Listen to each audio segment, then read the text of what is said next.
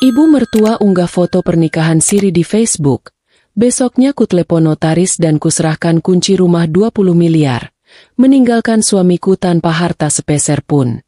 Sebelum kita mulai lebih lanjut, yuk, tekan tombol suka, serta tombol subscribe agar tidak ketinggalan kisah menarik lainnya. Dan jangan lupa absen asal kota Bapak Ibu di kolom komentar. Semoga rezeki kita semua dilancarkan, kesehatan kita diberkahi, dan keluarga kita selalu harmonis dalam lindungannya. Amin. Kopi pagiku selalu terasa pas, hitam pekat tanpa sedikit pun gula. Aku Ranti, usiaku 32 tahun, dan aku sedang duduk di teras belakang rumahku, menatap kolam renang yang airnya pagi ini tenang sekali, hampir seperti cermin. Dari tempatku duduk, aku bisa melihat taman anggrek yang kurawat dengan sepenuh hati. Kata orang, rumah yang kutempati ini harganya 20 miliar. Angka yang fantastis, tapi buatku, rumah ini adalah segalanya, tempatku tumbuh, dan tempatku membangun mimpi. Aku sudah menikah dengan Bima, suamiku, selama 8 tahun. Bima 3 tahun lebih tua dariku, usianya 35. Kami bertemu saat aku sedang magang di kantornya, dan dia adalah manajer yang sedang naik daun. Singkat cerita, kami menikah, dan Bima pindah ke rumahku. Ya, rumah ini 100% milikku, peninggalan utuh dari almarhum papa. Bima datang hanya membawa koper dan cintanya. Setidaknya, dulu aku yakin dia membawa cinta. 8 tahun ini, hidupku terasa sempurna di permukaan. Aku berhenti dari pekerjaanku sebagai desainer interior untuk fokus mengurus rumah sebesar ini. Bima, karirnya makin meroket. Dia sekarang direktur di perusahaannya. Dia gagah, bicaranya santun, dan dia adalah tipe suami yang akan membuat iri semua teman arisanku. Kami belum dikaruniai anak, tapi kami punya segalanya. Rumah mewah, 2 mobil Eropa di garasi, dan jadwal liburan rutin ke luar negeri. Tapi, kesempurnaan itu mulai retak, pelan-pelan, dari sudut yang tidak kuduga. Semuanya dimulai sekitar 6 bulan yang lalu. Bima yang kukenal mulai terasa asing. Dulu, dia adalah pria yang paling tidak bisa jauh dariku. Kalau aku sedang di dapur, dia akan memelukku dari belakang. Kalau aku sedang membaca buku, dia akan merebahkan kepalanya di pangkuanku. Sekarang, jangankan memeluk, menyapaku saja rasanya seperti kewajiban. Perubahan paling jelas adalah jam pulangnya. Suamiku sekarang punya hobi baru, lembur. Awalnya, dia pulang jam 8 malam, lalu mundur jadi jam 10. 3 bulan terakhir, dia baru akan memutar kunci pintu rumah jam 1, bahkan kadang jam 2 pagi. Alasannya selalu sama. Rapat penting, MA, ada proyek baru, atau klien dari luar negeri, beda jam. Aku, sebagai istri yang berusaha baik, tentu saja percaya. Awalnya, aku akan menunggunya pulang, menghangatkan makan malamnya, menyiapkan air hangat untuk mandinya. Tapi Bima selalu menolak dengan halus. Aku capek banget. MA, aku sudah makan di luar tadi. Kamu tidur saja duluan, nggak usah nungguin. Lama-lama, alasan, lemburnya jadi semakin tidak masuk akal. Masa ia hari Sabtu dan Minggu juga harus ke kantor? Katanya, ada audit dadakan. Audit macam apa yang dilakukan di hari Minggu? Apa kantornya sekalian buka warung kopi? Pernah sekali aku mencoba bercanda, saat dia pulang jam 2 pagi dengan wajah yang, anehnya, sangat segar. Aku yang pura-pura tidur, tiba-tiba bangun dan duduk di ranjang. Papa lembur apa habis nonton bola? Kok kayaknya senang banget. Bima kaget setengah mati. Ponsel yang dipegangnya hampir jatuh. Dia tertawa, tapi tawanya kaku sekali. Kamu ini, MA, ya lembur. Lah, masa cari hiburan lain? Entah kenapa, kata hiburan lain itu menusuk telingaku. Belum lagi soal ponselnya. Ponsel Bima sekarang sudah seperti arsip rahasia negara. Tidak boleh disentuh sembarangan. Dulu, ponselnya sering tergeletak di meja kopi. Aku bebas memakainya kalau mau pesan makanan daring. Sekarang, ponsel itu tidak pernah lepas dari genggamannya. Kalau dia mandi, ponselnya ikut masuk kamar mandi, katanya, sambil dengerin berita. Sejak kapan suamiku yang hobinya main golf jadi suka dengar berita di kamar mandi? Kata Sandi ponselnya juga diganti. Aku tahu karena pernah sekali aku iseng membukanya. Mau melihat jam. Ternyata polanya sudah berubah. Saat kutanya, jawabannya santai. Oh iya, itu diganti sama orang IT kantor. MA. Wajib. Katanya demi keamanan data perusahaan. Begitu ya? Keamanan data perusahaan sampai segitunya. Aku berusaha keras membuang semua pikiran negatif. Aku benci diriku yang mendadak jadi pencuriga. Aku mencoba meyakinkan diriku sendiri. Bima mungkin memang sedang stres di kantor. Pria di usia 35 tahun memang sedang di puncak ambisinya. Wajar kalau dia fokus bekerja. Mungkin aku yang terlalu sensitif. Mungkin aku yang kurang perhatian. Aku mencoba mengubah penampilanku. Aku mulai rajin ke salon. Mencoba perawatan wajah yang harganya bikin dompet menangis.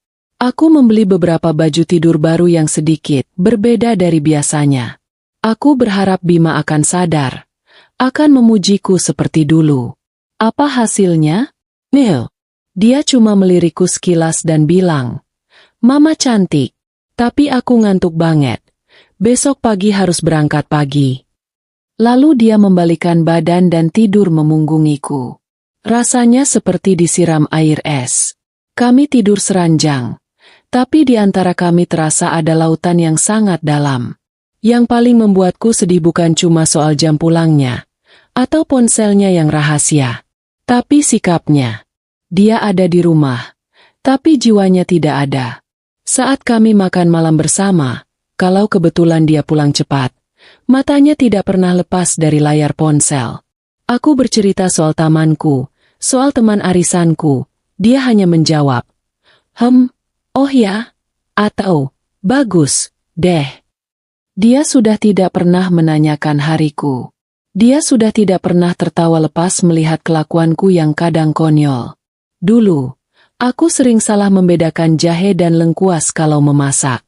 Bima akan tertawa terbahak-bahak sambil bilang, "Nggak apa-apa, MA. Yang penting masaknya pakai cinta." Sekarang, aku memasak makanan kesukaannya. Dia hanya makan 2-3 suap. Aku lagi nggak selera. MA. Asam lambungku kumat. Asam lambung? Sejak kapan dia punya asam lambung? Yang aku tahu, dia punya lambung karet yang bisa menampung apa saja. Di depan teman-teman dan keluarga besar, Bima masih memainkan perannya dengan sempurna. Dia akan menggenggam tanganku, merangkul pinggangku, dan memamerkan aku sebagai istri kesayangannya. Tapi begitu kami di mobil dalam perjalanan pulang, tangannya akan lepas, dan keheningan yang canggung akan mengisi mobil mewah kami. Aku memilih diam. Bukan karena aku bodoh, atau karena aku tidak sadar ada yang salah. Aku diam karena aku takut. Aku takut kalau kecurigaanku benar. Aku takut kalau aku bertanya, dan jawabannya adalah sesuatu yang tidak sanggup kudengar. Aku takut kehilangan keutuhan rumah tangga yang selama ini kubanggakan. Di usiaku yang 32 tahun, aku tidak mau menyandang status janda. Kegelisahan ini mulai merusak tidurku. Berat badanku turun 3 kilo dalam sebulan. Aku jadi sering melamun. Para asisten rumah tangga di rumah ini pasti sadar. Tapi mereka tidak berani bertanya. Kopi di cangkirku sekarang sudah benar-benar dingin. Warnanya hitam pekat. Dan rasanya pahit sekali. Persis seperti apa yang kurasakan di dalam hatiku. Pagi ini Bima pamit lagi. Katanya, ada urusan mendadak keluar kota. Dia mencium keningku sangat cepat. Ciuman yang terasa hambar, seperti formalitas belaka. Aku menatap punggungnya yang tegap menghilang di balik pintu. Rumah 20 miliar ini tiba-tiba terasa sangat hampa dan dingin. Hening sekali. Aku sendirian. Lagi. Untuk mengusir sepi, kuambil ponselku. Niatku cuma satu, melihat-lihat kabar teman di media sosial, mencari sedikit hiburan. Aku tidak tahu bahwa hiburan yang kucari pagi ini justru akan menjadi awal dari badai terbesar dalam hidupku. Aku punya satu hiburan lain selain taman anggrekku, yaitu ibu mertuaku. Namanya Ibu Ratih, tapi jangan panggil dia Oma atau Nenek kalau tidak mau kena semprot. Usianya 58 tahun, tapi jiwanya mungkin masih merasa 28 tahun, lengkap dengan segala dramanya. Ibu Ratih ini adalah alasan kenapa aku sangat paham alur cerita sinetron di televisi. Berinteraksi dengannya setiap minggu sudah seperti menonton episode baru. Sejak 8 tahun lalu aku resmi menikah dengan Bima, putranya. Aku merasa Ibu Ratih tidak pernah 100% menerimaku. Aku tahu sekali alasannya. Bima, di matanya, adalah putra mahkota, pria paling sempurna yang pernah berjalan di muka bumi. Sedangkan aku hanyalah wanita beruntung yang kebetulan punya rumah seharga 20 miliar peninggalan orang tuaku. Di mata Ibu Ratih, Bima itu menurunkan standarnya dengan menikahiku. Padahal kalau pakai logika orang waras, Bima yang justru naik kelas dengan pindah ke rumahku ini. Tapi, sudahlah, aku malas berdebat kusir soal itu.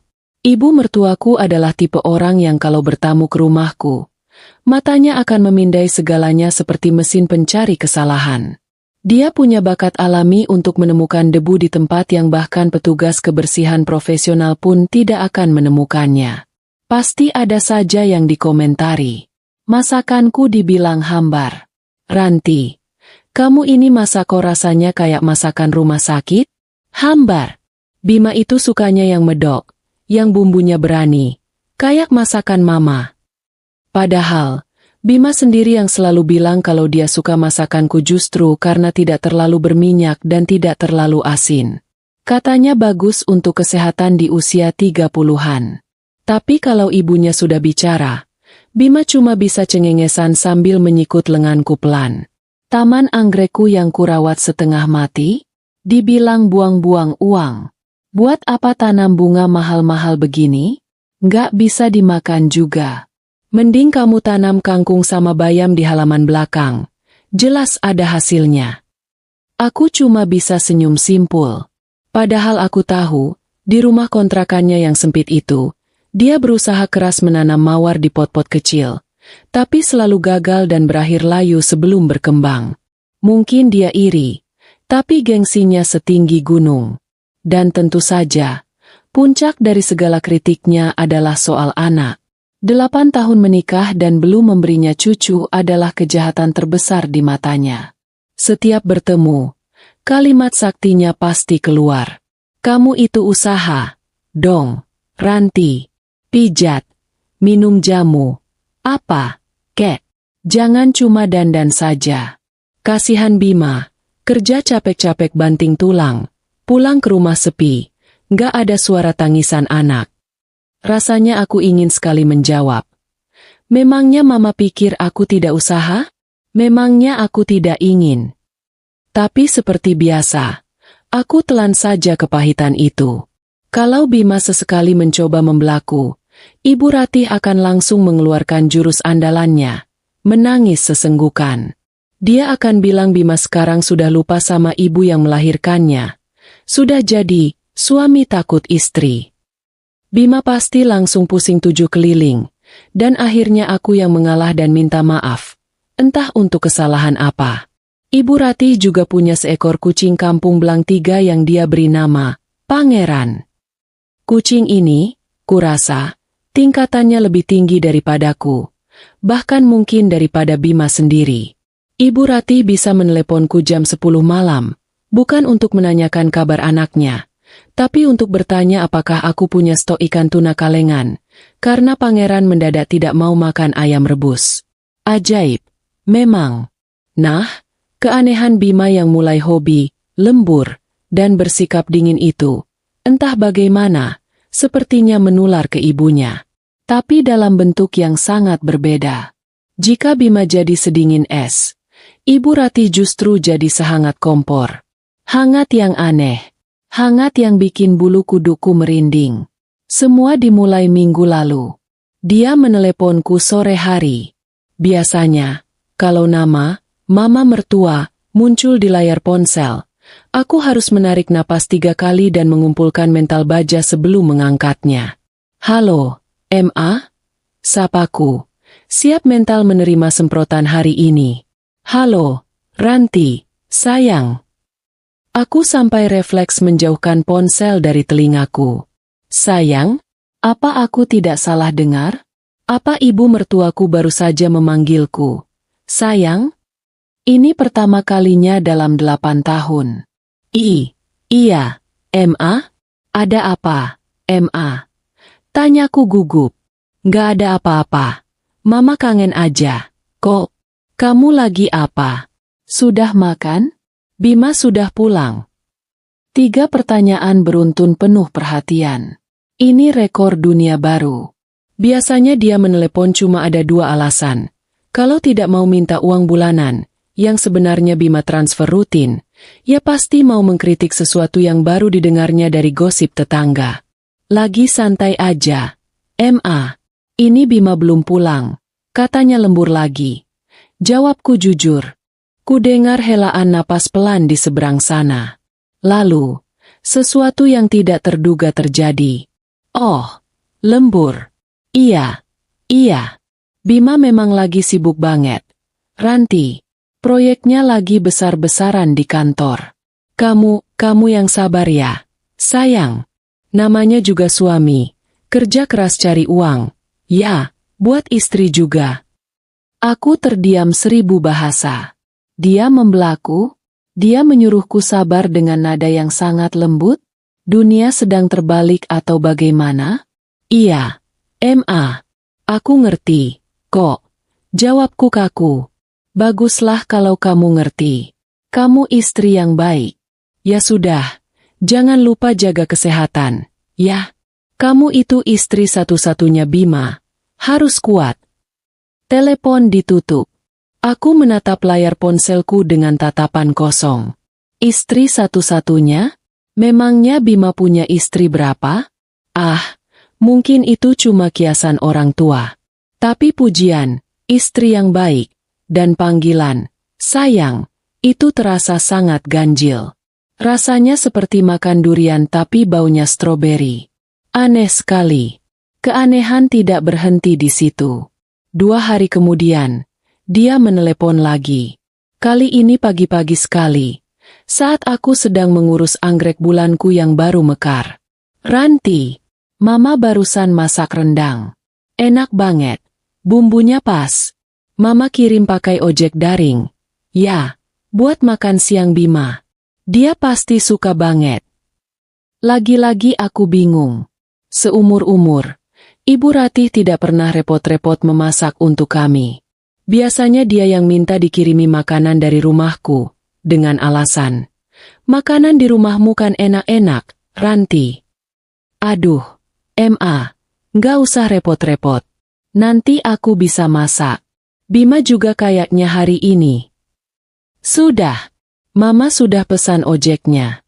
Kamu tinggal terima saja di rumah. Bima itu harus dijaga makannya. Jangan sampai telat. Dia itu suka banget rendang buatan Mama. Apalagi kalau disuapin sama Seri. Hening seketika. Aku mengernyitkan dahi. Tanganku yang sedang memegang gunting tanaman berhenti bergerak. Sari. Terdengar suara orang gelagapan di seberang sana. Aduh. Maksud Mama. Ranti. Iya, Ranti. Aduh, Mama ini kok salah sebut terus. Ya, maklum. Tadi Mama lagi nonton sinetron di televisi. Nama pembantunya itu si Sari. Jadi kebawa-bawa. Deh. Aku tertawa kecil, berusaha mencairkan suasana. Mama ini ada-ada saja. Nonton sinetron sampai ke bawah ngomong begitu. Hehehe, iya, Ranti. Maklum, ya, sudah tua. Sudah mulai pikun. Ya sudah, ditunggu ya rendangnya. Nanti bilang Bima, khusus dari Mama. Sudah dulu, ya, sayang. Assalamualaikum. Telepon ditutup lagi, lebih cepat dari sebelumnya. Sari. Nama itu terngiang sekilas di kepalaku. Sari siapa? Aku tidak punya teman dekat bernama Sari. Sepupu Bima juga rasanya tidak ada yang namanya Sari. Ah, sudahlah. Benar kata Ibu Ratih. Paling-paling nama tokoh sinetron. Ibu mertuaku itu memang penggemar berat drama azab di jam makan siang. Rendang itu datang setengah jam kemudian. Aromanya memang enak. Kebetulan sekali, hari itu Bima pulang cepat. Kalau bisa dibilang cepat. Jam 8 malam dia sudah di rumah. Sebuah kemewahan bagiku akhir-akhir ini. Wah, rendang. Kamu masak, Ma? Tanya Bima. Matanya terlihat sedikit berbinar. Dia memang suka rendang. Bukan. Dari Mama. Kataku sambil menyendok nasi ke piringnya. Seketika, raut wajah Bima berubah total. Binar di matanya hilang. Dia meletakkan sendoknya pelan. Mama, tumben banget. Iya, tadi pagi telepon. Katanya kangen masakin kamu. Dimakan, gih. Bima terlihat gugup. Entah kenapa dia terlihat gugup. Dia mengambil rendang itu sedikit sekali. Seujung sendok, seperti takut keracunan. Kamu tahu, Ma, asam lambungku kan lagi sering kumat akhir-akhir ini. Rendang ini, kayaknya terlalu berminyak. Aku makan sayur bening aja, deh. Lagi-lagi alasan asam lambung. Padahal tadi matanya jelas-jelas bernafsu melihat rendang itu. Sejak kapan pula dia punya riwayat asam lambung? Yang aku tahu, dia punya lambung dari karet yang bisa menampung apa saja, kapan saja. Oh, ya sudah. Nggak usah dipaksa kalau nggak mau. Aku merasa sedikit kesal. Bukan kesal pada Bima, tapi pada rendang itu. Mubazir sekali. Malam itu Bima mandi lebih lama dari biasanya. Saat dia keluar dari kamar mandi, aku pura-pura sibuk membaca majalah di ranjang. Tapi dari sudut mataku, aku tahu dia sedang mengetik sesuatu di ponselnya dengan sangat cepat di sudut kamar. Seperti orang yang sedang panik membalas pesan penting. Sikap aneh Bima dan sikap aneh Ibu Rati ini mulai membentuk sebuah pola yang kusut di kepalaku. Mereka berdua seperti sedang ada di satu tim yang sama, dan aku adalah penonton yang tidak mengerti aturan mainnya. Ibu Ratih yang mendadak jadi super baik dan penuh perhatian. Bima yang mendadak punya 1000 alasan untuk menghindar dan penyakit asam lambung misterius. Aku mencoba menceritakannya pada Bima keesokan paginya. Sekadar untuk melihat reaksinya. Pak, akhir-akhir ini Mama telepon aku terus. Deh, agak aneh. Tahu, masa kemarin beliau salah sebut namaku jadi Sari. Bima sedang memakai dasi di depan cermin. Gerakan tangannya langsung kaku. Simpul dasi di tangannya berhenti bergerak. Sari? Tanyanya. Suaranya sangat pelan, hampir seperti berbisik. Iya.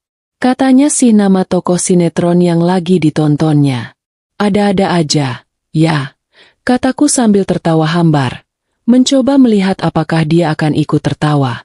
Bima tidak tertawa. Dia memaksakan seulas senyum yang terlihat lebih kaku dari dasi yang dipegangnya. Ah, Mama itu. Kamu tahu sendiri. Paling kangen sama sinetronnya. Nggak usah dipikirin. Mama memang sudah mulai pikun. Pikun, ya. Iya, wajar. Usianya kan sudah mau 60. Sudah, aku berangkat. Ya, ada rapat pagi ini. Dia mencium keningku sangat terburu-buru, bahkan tidak sampai sedetik, dan langsung pergi. Ya, itu adalah jawaban yang paling masuk akal. Itu adalah jawaban yang ingin ku dengar. Ibu mertuaku yang sinis itu mendadak baik karena dia mulai pikun. Dia salah sebut nama karena terlalu banyak nonton sinetron. Bima yang jadi aneh karena dia sedang stres berat mengurus proyek besar di kantor. Semua ada penjelasannya. Semua baik-baik saja. Aku meyakinkan diriku sendiri berkali-kali hari itu. Aku harus percaya pada suamiku. Aku harus maklum pada mertuaku yang sudah berumur. Aku kembali ke rutinitasku yang hampa. Mengurus rumah 20 miliar yang megah ini sendirian. Menyiram anggrek-anggrekku yang cantik. Menunggu suamiku pulang lembur dengan alasan asam lambungnya yang kumat. Aku mencoba mengabaikan sinyal-sinyal aneh itu. Aku menganggap keramahan baru ibu mertuaku sebagai angin segar. Meski angin itu terasa palsu dan beraroma aneh. Aku menganggap kesalahan sebut nama, Sari, itu sebagai lelucon orang tua yang mulai pelupa. Aku bodoh sekali. Aku tidak sadar bahwa Pikun-nya ibu mertuaku, dan salah sebutnya nama, Sari, itu bukanlah lelucon sama sekali. Itu adalah sebuah petunjuk. Sebuah petunjuk besar yang sedang berusaha ditutupi rapat-rapat olehnya dan Bima. Dan aku, Ranti, si istri yang lugu, si menantu yang penurut, sedang berjalan lurus menuju jebakan terbesar dalam hidupku. Jebakan itu tidak kusadari, sampai pagi itu. Pagi yang tenang, saat aku sedang menyeruput kopi pagiku, dan iseng membuka aplikasi Facebook di ponselku. Kopi pagiku tinggal setengah cangkir. Sudah mulai mendingin. Aku masih duduk di teras belakang, di kursi rotan kesayanganku yang empuk. Pagi ini Bima tidak ada di rumah. Dia pamit 3 hari yang lalu. Katanya ada dinas luar kota, mendadak ke Surabaya, mengurus proyek penting yang tidak bisa ditunda. Rumah 20 miliar ini terasa semakin besar dan hampa kalau aku sendirian.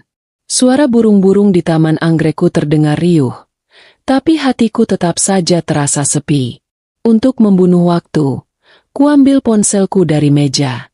Niat awalku sebenarnya mau mencari ide resep masakan di internet. Mungkin mencoba masak kepiting saus Padang hari ini.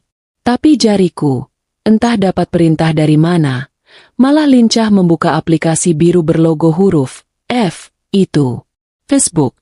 Tempatku biasanya cuma melihat foto-foto lama teman kuliah, atau menonton video kucing lucu yang suka menjatuhkan barang. Berandaku penuh seperti biasa. Foto teman SMA yang baru saja lahiran anak ketiga. Iklan panci anti lengket yang katanya bisa dipakai memasak tanpa minyak.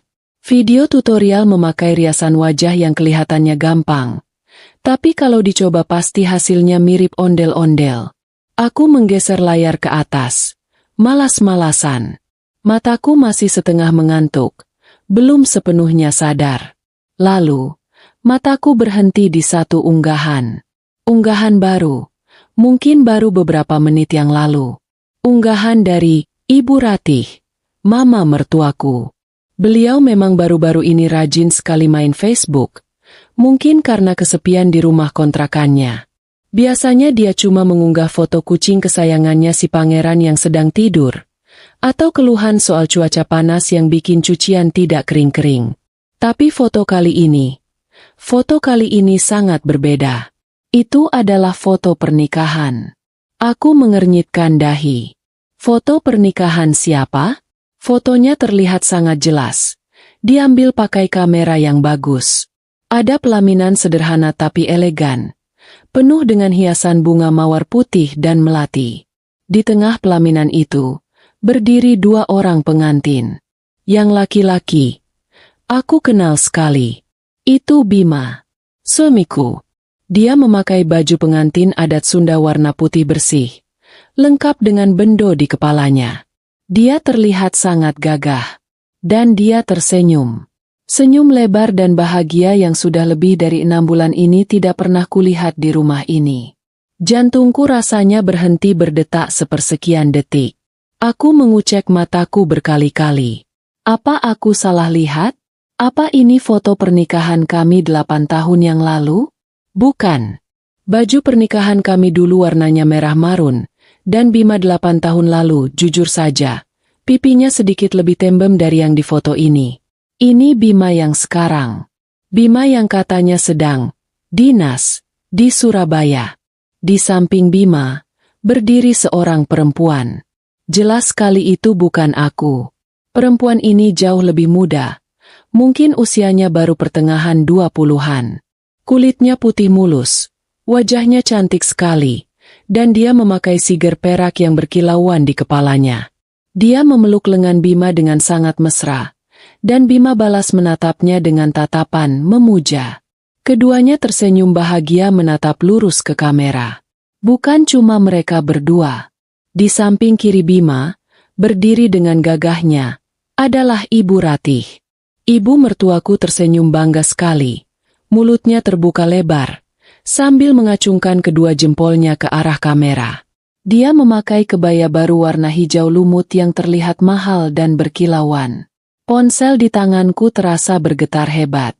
Oh, bukan. Bukan ponselnya yang bergetar. Itu tanganku yang mulai gemetar hebat.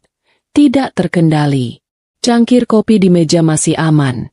Tapi duniaku baru saja terbelah jadi dua. Nafasku tercekat di tenggorokan. Ini apa? Ini acara apa? Ulang tahun perusahaan pakai baju adat? Tidak mungkin. Ini pelaminan sungguhan. Ini pernikahan sungguhan. Mataku yang mulai kabur karena genangan air mata. Kupaksa untuk fokus. Aku harus membaca keterangan foto yang ditulis oleh Ibu Ratih. Tulisannya singkat saja. Tapi rasanya seperti palu godam raksasa yang menghantam langsung ke kepalaku. Alhamdulillah, sah. Selamat ya, Bima dan Sari. Akhirnya Mama dapat cucu juga. Bahagia selalu. Anak-anakku. Sari. Nama itu. Nama yang tempo hari ibu mertuaku salah sebut saat meneleponku soal rendang. Nama yang katanya nama pembantu di sinetron. Nama yang membuat Bima kaku saat sedang memakai dasi. Jadi, Sari, itu bukan tokoh sinetron. Sari, itu nyata. Dan dia sekarang, menurut foto terkutuk ini, adalah istri baru suamiku. Jariku yang gemetar seperti kesetrum, bergerak ke kolom komentar. Aku butuh kepastian. Aku harus memastikan ini bukan lelucon gila. Dan di sanalah neraka yang sebenarnya terbuka lebar-lebar. Kolom komentar itu sudah ramai. Padahal fotonya baru diunggah. Tante Bima dari kampung berkomentar. Loh, Bu Ratih, ini Bima nikah lagi? Bukannya istrinya sudah ada, si Ranti. Dan Ibu Ratih, dengan bangganya, membalas komentar itu cepat sekali. Tidak apa-apa, Budhe, daripada zina. Ini nikah siri, sudah sah secara agama. Yang penting bisa kasih cucu buat Mama. Teman arisan Ibu Ratih ikut berkomentar. Wah, cantik sekali istri barunya, Jeng Ratih. Selamat, ya. Akhirnya Bima punya keturunan juga. Lagi-lagi Ibu Ratih membalas. Iya, dong, Jeng. Namanya Sari. Lagi hamil muda. Makanya buru-buru diresmikan. Hehe. Hamil muda. Hamil muda. Dua kata itu seperti belati tajam yang menancap lurus di ulu hatiku.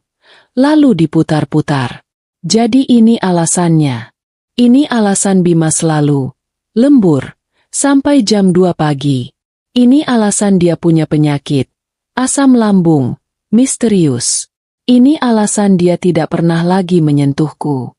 Dia bukan lembur di kantor. Dia lembur di rumah yang lain. Dia sibuk membuat anak dengan perempuan lain. Dan Ibu Ratih, ibu mertuaku. Dia tahu. Tentu saja dia tahu. Dia ada di foto itu. Dia yang mengunggahnya.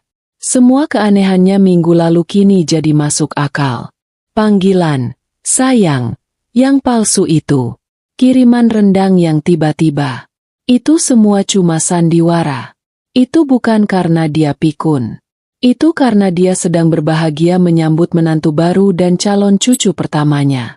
Rendang yang ditolak Bima. Tentu saja Bima menolaknya. Dia pasti baru saja makan rendang yang sama. Disuapi langsung oleh si Sari Itu di rumahnya. Panggilan. Kamu itu istri satu-satunya Bima. Yang diucapkan Ibu Ratih di telepon itu adalah hinaan. Dia sedang mengejekku. Dia tahu Bima sudah punya istri lain saat dia bilang begitu padaku. Dinas luar kota. Ke Surabaya. Aku tertawa. Tawa yang keluh, pahit, dan terdengar mengerikan di telingaku sendiri. Surabaya? Aku yakin 100%. Foto pelaminan ini lokasinya tidak jauh dari sini. Bima tidak ke Surabaya. Bima sedang berbulan madu. Dia sedang menikmati hari-harinya sebagai pengantin baru dengan istri mudanya yang sedang hamil. Aku mematung di kursiku. Kopi yang dingin itu sudah tidak kupedulikan lagi. Anggrek-anggrek cantik di tamanku yang kurawat setiap hari, mendadak terlihat layu dan pucat warnanya. Rumah 20 miliar yang megah ini, peninggalan papa, tiba-tiba terasa seperti penjara yang sangat dingin dan angker. 8 tahun pernikahanku. 8 tahun pengabdianku melayani Bima. 8 tahun kesabaranku menghadapi cibiran Ibu Ratih. Habis. Hancur lebur dalam satu unggahan Facebook di pagi hari. Mereka pikir aku bodoh. Mereka pikir aku akan diam saja menerima kenyataan pahit ini. Mereka pikir aku akan menangis meraung-raung di rumah kosong ini, memohon Bima untuk kembali, sementara mereka tertawa bahagia di luar sana. Oh, Bima salah besar. Ibu Ratih salah besar. Mereka berdua lupa satu hal yang paling penting. Rumah ini, rumah 20 miliar yang sekarang sedang ditinggali Bima, rumah yang menjadi saksi bisu kemesraan palsunya, adalah milikku. Ponsel itu akhirnya lolos dari genggamanku. Benda mahal itu jatuh menghantam lantai marmer teras dengan bunyi, klak, yang terdengar pelan. Namun di telingaku bunyinya senyaring petir. Layarnya retak atau tidak, bodinya lecet atau tidak, aku sudah tidak peduli sama sekali. Ponsel seharga motor itu tiba-tiba terasa tidak ada harganya. Kepalaku pusing 7 keliling. Dunia di sekitarku berputar kencang. Rasanya seperti baru saja turun dari komedi putar yang diputar 100 kali lipat lebih cepat dari biasanya. Kopi pagiku yang sudah dingin dicangkir. Permukaannya terlihat beriak, bergetar. Tapi aku sadar, bukan kopinya yang bergetar, tapi kedua tanganku yang gemetar hebat. Atau mungkin seluruh isi kepalaku yang sedang banjir oleh air mata yang siap tumpah. Akhirnya, air mata itu turun juga. Bukan tangisan histeris meraung-raung seperti yang sering kulihat di sinetron favorit Ibu Ratih. Bukan. Tidak ada suara. Tidak ada lolongan. Ini adalah air mata diam, yang mengalir deras seperti bendungan yang akhirnya jebol. Panas sekali rasanya. Membasahi pipiku yang mendadak terasa kaku dan beku. Setiap tetes air mata yang jatuh ke pangkuanku serasa membawa satu kepingan kebohongan yang selama ini kutelan bulat-bulat. Kupikir itu adalah cinta. Lembur. Nya Bima. Proyek besar. Nya yang tidak pernah selesai. Asam lambung. Nya yang kumat tiap kali aku masak enak. Rapat mendadak. Nya di akhir pekan. Ponselnya yang mendadak pakai kata sandi baru karena peraturan IT kantor. Semuanya bohong. Semuanya palsu. Yang paling menusuk jantungku, yang paling meremukan hatiku, bukanlah wajah cantik si Sari itu. Bukan. Bukan juga senyum bahagia Bima di pelaminan terkutuk itu. Yang paling menghancurkanku, yang terasa seperti ribuan jarum menusuk ulu hatiku, adalah senyum Ibu Ratih di foto itu. Senyum bangga, senyum penuh kemenangan, sambil mengacungkan kedua jempolnya. Ibu mertuaku. Wanita yang selama 8 tahun ini selalu mengkritik masakanku hambar, cara berpakaian aku norak, bahkan cara aku bernapas pun sepertinya salah di matanya. Wanita itu, sekarang, tersenyum lebar merayakan pengkhianatan putranya. Dia tahu. Tentu saja dia tahu. Dia ada di sana. Dia tahu Bima punya perempuan lain. Dan dia merestuinya. Panggilan teleponnya yang mendadak manis minggu lalu, kini terasa seperti racun. Panggilan, sayang, yang bikin merinding itu. Ternyata adalah panggilan untuk si bodoh yang sedang ditertawakan di belakang. Kiriman rendangnya, yang katanya spesial, mungkin itu sisa makanan dari acara syukuran si Sari. Kesalahan sebut nama, Sari, yang katanya nama tokoh sinetron. Ya Tuhan, aku bodoh sekali. Aku benar-benar bodoh. Itu semua bukan sandiwara orang pikun. Itu adalah sandiwara seorang sutradara ulung yang sedang memastikan pemain utamanya, yaitu aku, si istri lugu, tidak curiga, sementara dia mempersiapkan adegan puncak di belakang panggung. Mereka bersekongkol. Suamiku, Bima, dan Ibu Ratih, ibunya. Mereka berdua menipuku hidup-hidup. Aku tidak tahu berapa lama aku duduk mematung di teras. Mungkin 10 menit. Mungkin sudah 1 jam. Aku tidak merasakan dinginnya udara pagi lagi. Tiba-tiba, air mataku berhenti mengalir. Begitu saja. Kering. Rasa sakit di hatiku yang tadinya panas membara seperti lahar, berubah jadi dingin. Dingin sekali, seperti sebongkah es yang tajam. Aku bangkit dari kursi rotan itu. Kakiku yang tadi lemas, sekarang terasa berat seperti diseret. Tapi aku paksakan melangkah. Ada kekuatan baru yang muncul, kekuatan yang lahir dari rasa sakit yang sudah sampai di puncaknya. Aku masuk ke dalam rumah. Para asisten rumah tangga sedang sibuk membersihkan perabotan di ruang tengah. Mereka menyapaku. Pagi, Bu Ranti. Tapi aku tidak menjawab. Suaraku tercekat. Atau mungkin aku memang tidak mau menjawab. Pandanganku lurus ke depan. Aku berjalan melewati mereka seperti robot, menuju kamar tidur utama kami. Kamarku. Klik. Aku mengunci pintu kamar dari dalam. Suara kunci itu terdengar memuaskan. Aku butuh ruang. Aku butuh mengunci dunia palsu di luar sana, untuk berpikir. Aku bersandar di balik pintu kayu jati yang kokoh itu. Aku menatap kamar tidur kami. Ranjang ukuran besar yang mewah. Tempatku tidur sendirian kedinginan selama 6 bulan terakhir. Meja rias cantik di sudut ruangan, tempat Bima biasa memakai dasinya setiap pagi, sambil berbohong soal rapat pagi. Lemari besar setinggi langit-langit, yang penuh dengan setelan jas mahalnya yang selalu kulondrikan dan kusiapkan dengan rapi. Semuanya, setiap sudut kamar ini, terasa memuakan. Setiap barang di kamar ini seperti sedang mengejekku. Aku berjalan pelan ke cermin besar yang menempel di pintu lemari. Aku menatap pantulanku sendiri. Ranti, 32 tahun. Wajahku pucat pasi. Mataku bengkak dan merah. Rambutku sedikit berantakan. Ini, ya? Ini hasil dari 8 tahun pengabdianku? Ini wajah perempuan yang baru saja dibuang suaminya? 8 tahun aku melayani Bima.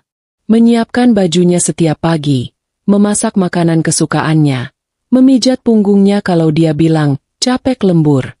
Yang ternyata lembur bohongan di pelukan perempuan lain. 8 tahun aku sabar-sabarin hatiku menerima hinaan dan cibiran Ibu Ratih soal belum punya anak. Aku diam saat Bima mulai dingin dan menjauh. Aku ini istri atau pembantu gratis plus-plus? Kalau dihitung-hitung, gajiku selama 8 tahun jadi istri baik, ini berapa? Aku sudah mengorbankan karirku, waktuku, hatiku. Rasanya aku ingin sekali mengirim tagihan ke Bima. Tagihan lengkap dengan bunga, denda keterlambatan, dan biaya sakit hati yang tidak ternilai. Mereka pasti sedang meremehkanku di luar sana. Bima, Sari, dan Ibu Ratih. Trio bahagia itu. Mereka pasti berpikir aku sekarang sedang menangis meraung-raung di kamar ini, berguling-guling di lantai, putus asa. Mereka pikir aku akan menelepon Bima, memohon-mohon, mengemis cintanya kembali. Mereka pikir aku akan pasrah menerima takdir di madu demi mendapatkan cucu, yang sangat mereka banggakan itu. Mereka pikir aku akan diam saja, menelan pil pahit ini demi status istri direktur, dan kenyamanan tinggal di rumah mewah ini. Oh, Bima salah besar. Ibu Ratih salah besar. Mereka salah menilai aku. Mereka lupa. Kesabaran itu ada batasnya. Dan kesabaranku sudah habis. Hari ini, detik ini. Aku menghapus sisa air mata di pipiku dengan kasar. Ini adalah air mata terakhirku untuk Bima. Aku tidak akan menangis lagi. Air mataku terlalu mahal untuk laki-laki penipu dan mertua jahat seperti mereka. Aku tidak akan memohon. Aku tidak akan mengemis. Aku menatap lagi pantulan wajahku di cermin. Mataku yang tadinya bengkak dan sembab, sekarang terasa tajam. Dingin dan tajam. Bima boleh mengambil perempuan itu. Dia boleh mengambil cucu yang dibanggakan ibunya. Silakan. Tapi dia tidak akan mengambil hartaku. Dia tidak akan mengambil rumahku. Dia tidak akan mengambil masa depanku. Mereka lupa satu hal yang paling penting. Bima datang ke rumah ini 8 tahun lalu hanya membawa 1 koper berisi pakaiannya. Dia membangun karirnya, status sosialnya, kenyamanannya, semua di atas pondasi milikku. Di atas rumah peninggalan papaku. Aku akan memastikan dia juga akan pergi dari rumah ini. Mungkin tanpa koper sama sekali. Tangisku sudah habis. Air mataku sudah mengeras. Berubah jadi baja. Aku mengambil ponselku yang tadi tergeletak di teras. Ternyata tadi sempat kuambil lagi tanpa sadar saat berjalan masuk. Benda ini bukan lagi sumber sakit hatiku. Benda ini sekarang adalah senjataku. Aku tidak mencari nomor Bima. Aku tidak sudi mendengar suaranya. Jariku menggeser layar, mencari satu nama di kontakku. Nama yang akan memulai segalanya. Aku masih di dalam kamar yang terkunci. Tapi aku tidak lagi bersandar di pintu atau menatap cerminku dengan nanar. Aku duduk tegak di tepi ranjang. Ranjang yang seharusnya menjadi tempatku berbagi mimpi dengan suamiku. Tapi nyatanya malah jadi saksi bisu kebohongannya. Ponselku masih ada di genggaman, layarnya menyala, menampilkan satu nama yang kutatap lekat-lekat. Pak Danu, notaris. Jariku melayang di atas tombol panggil. Getaran di tanganku yang tadi hebat seperti badai, kini sudah lenyap tak berbekas. Yang tersisa adalah dingin. Dingin yang aneh. Dingin yang membuat segalanya terasa sangat jelas dan fokus. Aku tidak sedang gegabah. Aku tidak sedang emosi. Ini adalah sebuah keputusan bisnis. Keputusan paling penting dalam hidupku. Sebelum jariku menekan tombol itu, aku teringat sesuatu. Sesuatu yang sangat penting, yang menjadi pondasi dari semua rencanaku. Aku teringat almarhum Papa. Bertahun-tahun yang lalu, saat aku akan menikah dengan Bima, Papa memanggilku ke ruang kerjanya. Papa menaruh sertifikat rumah ini di atas meja. Sertifikat tebal berwarna hijau. Ranti, kata Papa waktu itu. Suaranya tenang tapi penuh wibawa. Kamu akan menikah. Papa ikut bahagia. Tapi rumah ini, rumah tempat kamu lahir dan besar, akan tetap jadi milikmu. Aku ingat, waktu itu aku sempat sedikit protes. Tapi, Pak, kan nanti jadi milik kami berdua? Milik Ranti dan Mas Bima. Papa menggeleng pelan. Bukan. Ini punyamu. Murni atas namamu. Ranti Handayani. Ini warisan Papa buat kamu. Bukan buat suami kamu. Harta Gonogini itu rumit. Nak, yang ini, punya kamu. Jaga-jaga. Dulu, aku pikir Papa kolot. Aku pikir Papa tidak percaya 100% pada Bima. Tapi 8 tahun kemudian, di kamar yang sama, di rumah yang sama, aku baru sadar. Itu bukan kolot. Itu adalah cinta. Itu adalah kebijaksanaan seorang ayah yang melihat jauh ke depan, yang melindungi putrinya bahkan dari liang kuburnya. Jaga-jaga. Nya Papa, terjadi hari ini. Aku menarik napas panjang. Lalu menghembuskannya perlahan. Cukup kenangannya. Sekarang waktunya bertindak. Jariku menekan tombol panggil. Tut-tut. Suara nada sambung terdengar di telingaku. Rasanya seperti genderang perang yang baru saja kutabuh sendiri. Halo, selamat pagi. Dengan Danu di sini. Suara di seberang sana terdengar ramah, profesional, dan sedikit kaget. Wajar, aku jarang sekali menelepon notarisku di jam sepagi ini. Pagi, Pak Danu. Ini Ranti, kataku. Suaraku sendiri terdengar asing di telingaku. Datar, dingin, dan tidak ada getaran sama sekali. Sepertinya pita suaraku ikut membeku bersama air mataku tadi. Oh, Ibu Ranti. Selamat pagi, Bu. Tumben sekali. Ada yang bisa saya bantu, Bu? Dokumen atau? Pak Danu sepertinya bingung. Aku tidak memberinya waktu untuk berbasa-basi. Aku tidak punya waktu untuk itu. Pak Danu, kataku, langsung ke intinya. Saya mau jual rumah saya. Hening. Di seberang sana tidak ada jawaban selama beberapa detik. Aku bisa membayangkan Pak Danu, pria parubaya berkacamata tebal itu, pasti sedang mengernyitkan dahi. Mungkin dia pikir sambungan teleponnya terputus. Maaf, Bu Ranti, bisa diulang? Barusan suaranya. Saya mau jual rumah saya. Kuulangi, kali ini lebih pelan dan lebih jelas. Rumah yang saya tempati sekarang. Yang di Pondok Indah. Apa, Bu? Suara Pak Danu naik beberapa oktav. Jual rumah? Rumah yang 20 miliar itu. Bu, kenapa mendadak sekali? Apa ada masalah dengan Pak Bima? Tentu saja ada masalah. Masalahnya besar sekali. Masalahnya sedang hamil muda dan baru saja sah secara agama. Tapi aku tidak akan menceritakan itu padanya. Tidak ada masalah apa-apa, Pak. Jawabku, masih dengan nada datarku. Saya cuma mau jual. Cepat. Secepat mungkin. Kalau bisa, minggu ini juga laku. Pak Danu terbatuk di seberang sana. Minggu ini, Bu? Ibu Ranti. Ini bukan jual kacang rebus.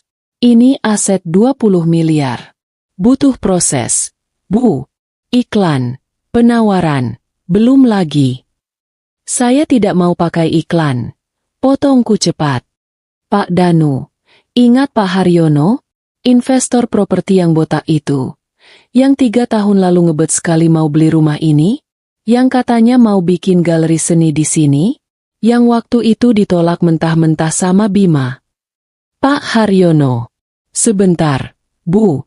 Saya cek catatan saya. Terdengar suara kertas dibolak-balik. Ah, iya. Pak Haryono Wijaya. Betul, Bu. Beliau dulu sangat berminat. Tapi kan Pak Bima bilang.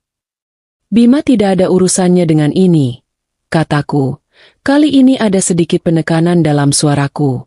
Pak Danu, tolong dicek lagi sertifikat rumah ini. Atas nama siapa? Tentu saja atas nama Ibu. Ranti Handayani binti.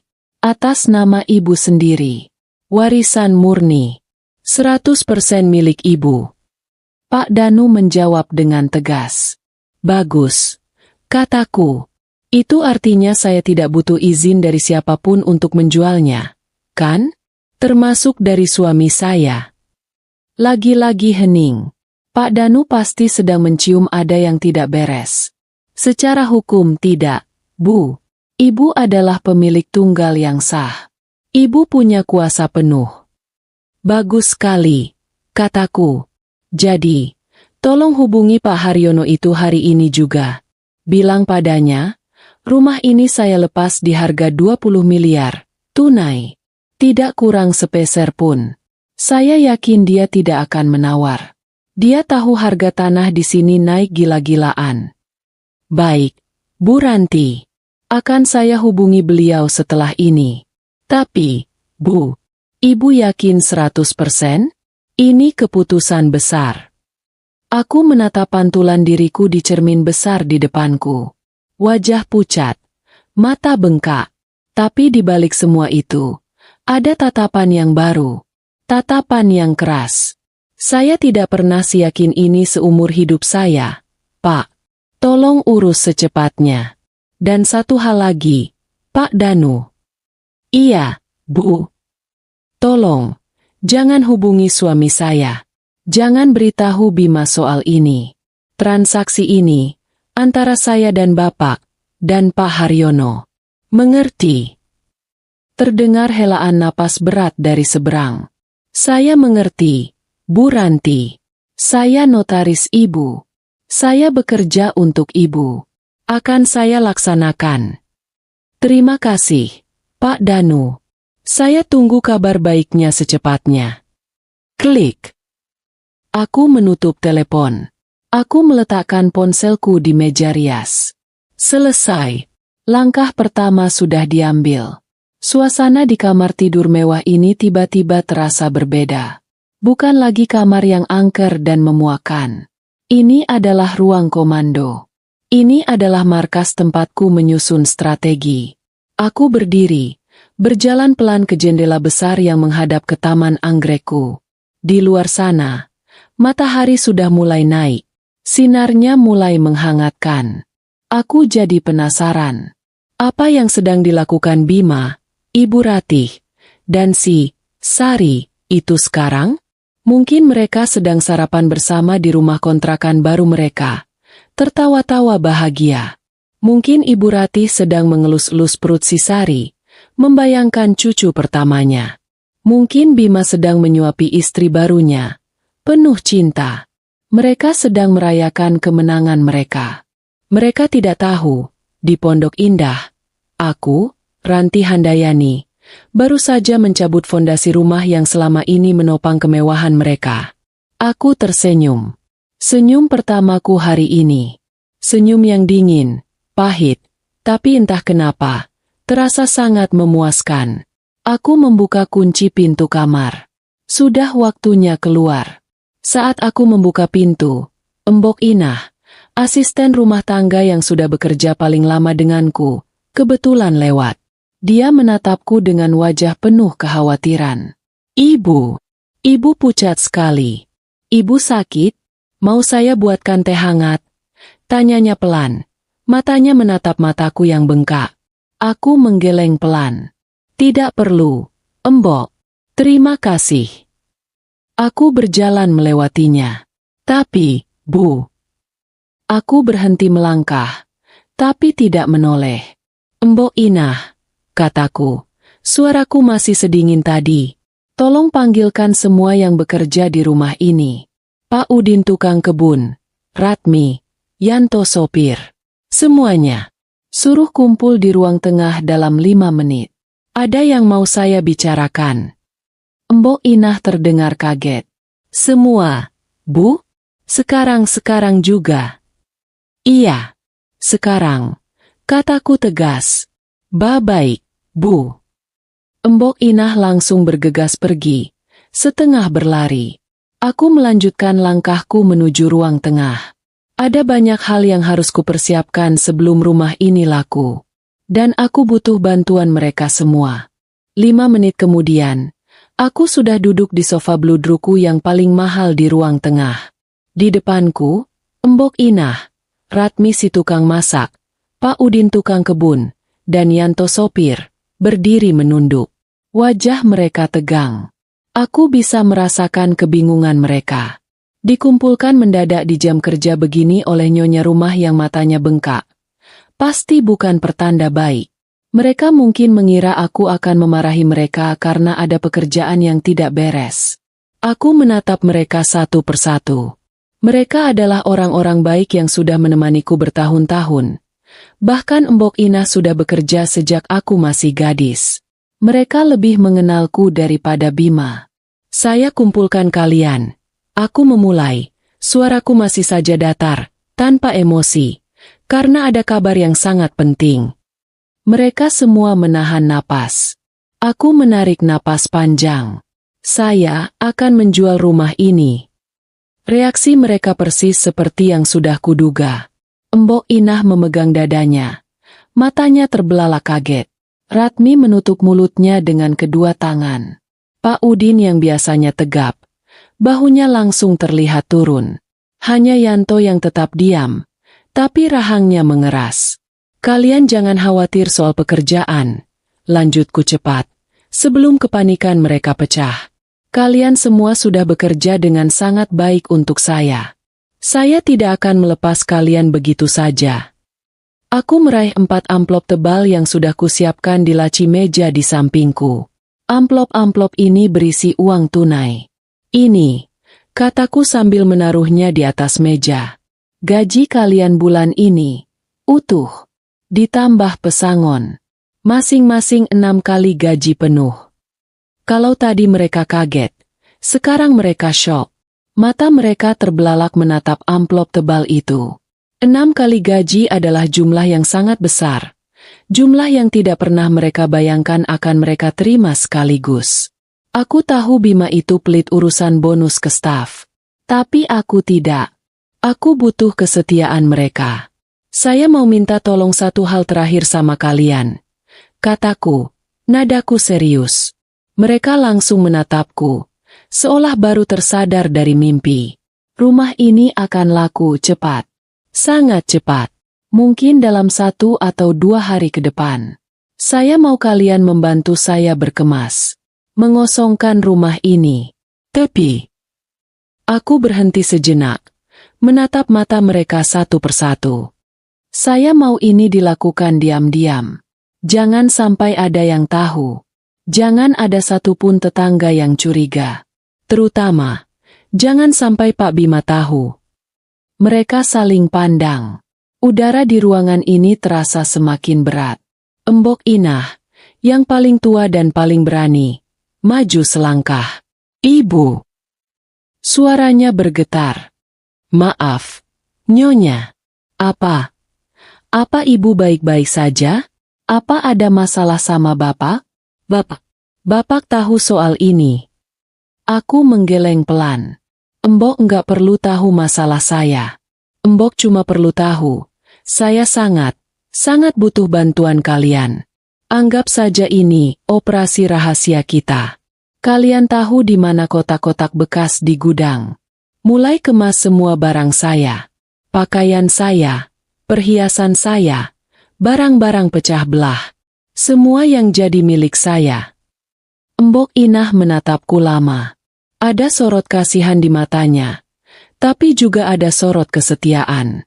Dia pasti sudah curiga ada yang tidak beres dengan pernikahan tuannya selama berbulan-bulan ini. Dia bukan orang bodoh. Kami siap bantu ibu, kata Mbok Inah akhirnya. Suaranya mantap. Ibu sudah terlalu baik sama kami sekeluarga. Yang lain, melihat Mbok Inah setuju, langsung ikut mengangguk. Siap, Bu. Kata Yanto dan Pak Udin hampir bersamaan.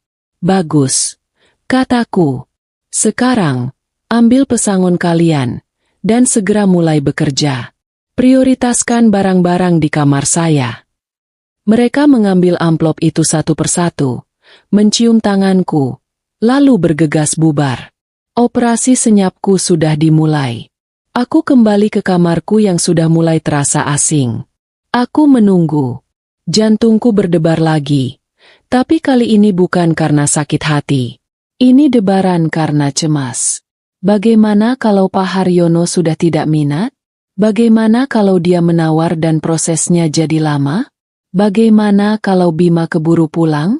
Ponselku bergetar hebat di atas meja rias tepat jam 11 siang. 3 jam. Hanya 3 jam setelah aku menelepon Pak Danu. Cepat sekali.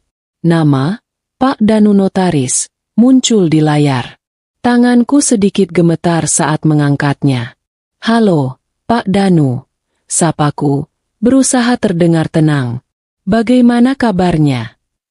Luar biasa, Bu Ranti.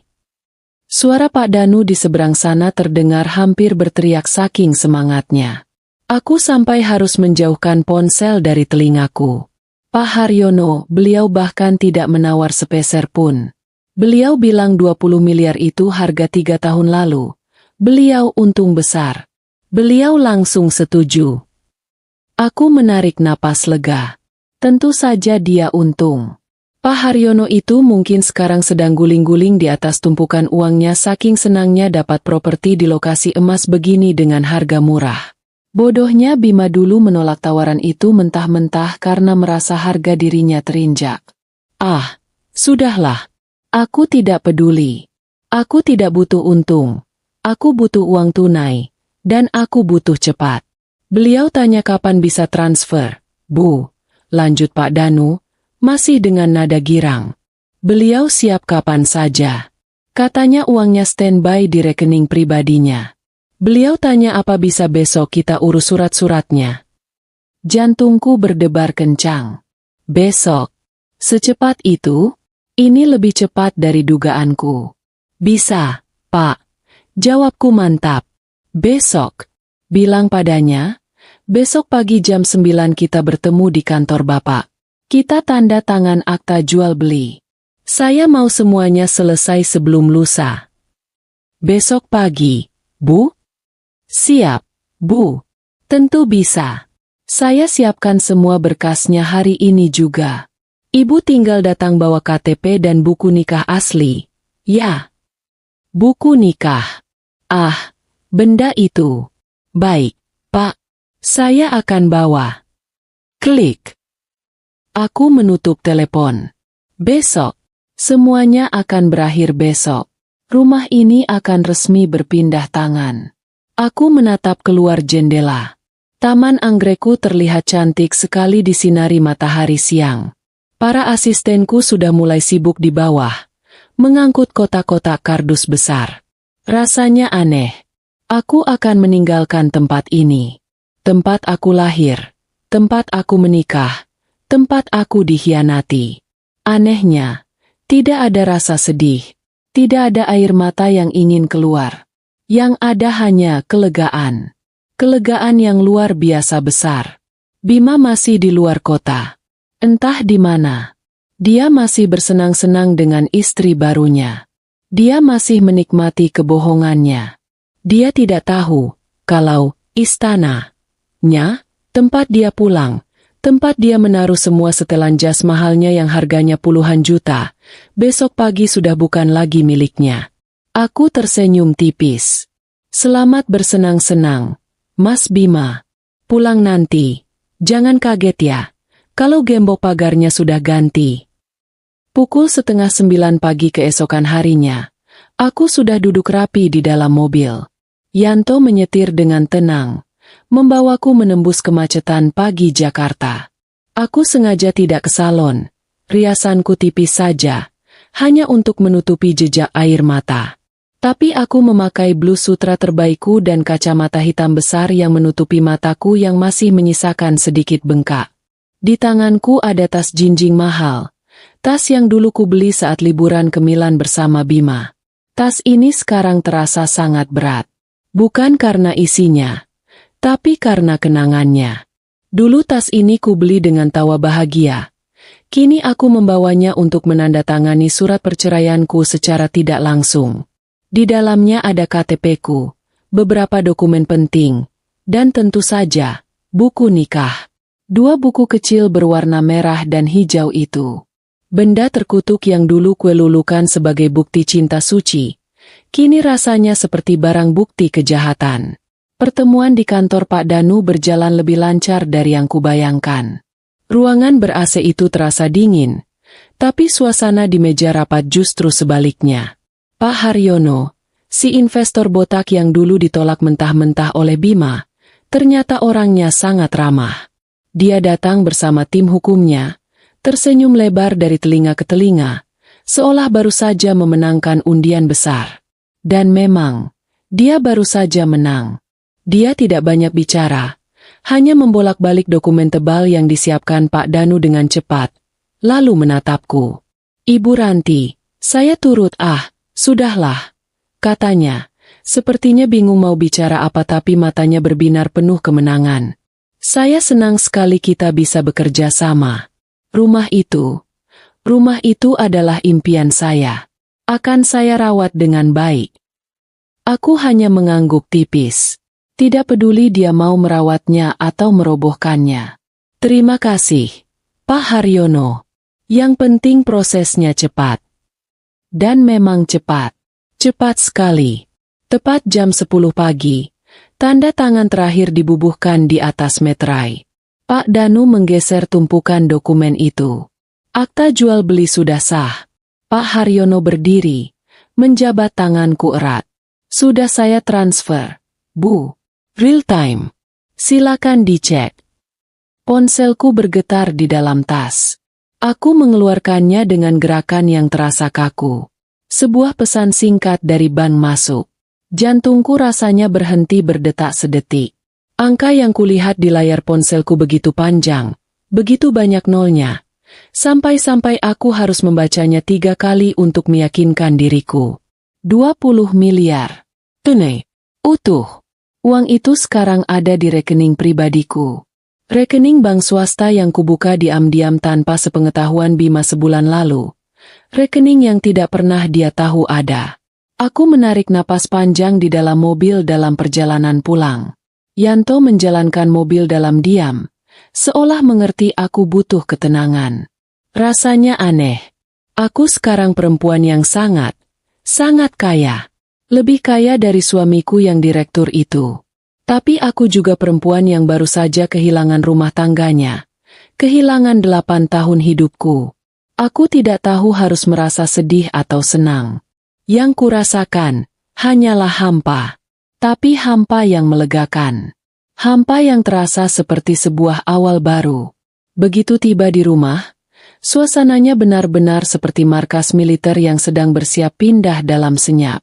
Embok Inah, Ratmi, Pak Udin, dan Yanto bergerak cepat dan efisien. Mereka bekerja dalam diam, nyaris tanpa suara, seolah takut membangunkan raksasa yang sedang tidur. Kotak-kotak kardus sudah menumpuk tinggi di garasi, siap diangkut gelombang terakhir. Operasi senyap. Ini sudah berjalan 48 jam tanpa henti. Sejak kemarin, setelah aku berbicara dengan mereka dan memberi mereka pesangon besar, mereka bekerja tanpa kenal lelah. Yanto sudah bolak-balik mengangkut barang-barangku. Kami tidak menyewa truk pindahan besar yang mencolok dengan logo perusahaan. Kami menyewa 2 mobil box kecil tanpa nama, yang datang di jam-jam sepi. Satu datang jam 3 pagi saat satpam komplek mengantuk. Satu lagi datang jam 1 siang saat komplek sedang lengang-lengangnya. Apa saja yang kuambil? Tentu saja semua milikku. Semua yang bisa membuktikan jejakku di rumah ini. Semua pakaianku. Dari baju tidur sampai gaun pesta termahal. Semua tas dan sepatu mahalku. Tidak ada satupun yang tersisa. Perhiasanku, semua berlian, emas, dan jam tangan warisan mama, sudah kumasukkan ke brankas kecil dan kubawa sendiri di mobil Yanto. Barang-barang pecah belah porselen anti koleksi mama, lukisan-lukisan mahal di ruang tamu yang dibeli papa, semua kuinstruksikan untuk dibungkus dengan sangat hati-hati. Ini bukan harta Gonogini. Ini hartaku. Jauh sebelum Bima datang membawa kopernya. Lalu, apa yang kutinggalkan untuk Bima? Semuanya. Semua miliknya. Aku ingin dia dikelilingi oleh barang-barangnya saat dia sadar dia tidak punya apa-apa lagi. Aku sengaja menyuruh Mbok Inah untuk tidak menyentuh satupun barang milik Bima. Lemari pakaiannya yang besar itu masih penuh sesak. Ratusan kemeja kerjanya yang licin. Puluhan setelan jas impornya yang harganya bisa untuk membeli motor. Koleksi jam tangan mewahnya yang selalu dia pamerkan di laci bludru. Sepatu golfnya yang mengkilap. Stik golfnya yang harganya selangit. Semuanya masih tertata rapi. Biar saja. Biar dia nikmati barang-barang itu. Di rumah yang sudah bukan miliknya. Aku juga meninggalkan semua perabotan besar. Sofa beludru mahal yang sering dia pakai tidur saat pulang pagi. Meja makan jati kokoh tempat dia selalu main ponsel. Tempat tidur mewah kami. Aku tidak mau repot membawanya. Toh, semua itu sudah termasuk dalam kesepakatan jual beli dengan Pak Haryono. Biar Pak Haryono yang pusing membuangnya nanti. Sore itu, rumah 20 miliarku sudah terasa kosong melompong. Gema langkah kakiku terdengar jelas di lantai marmer yang dingin.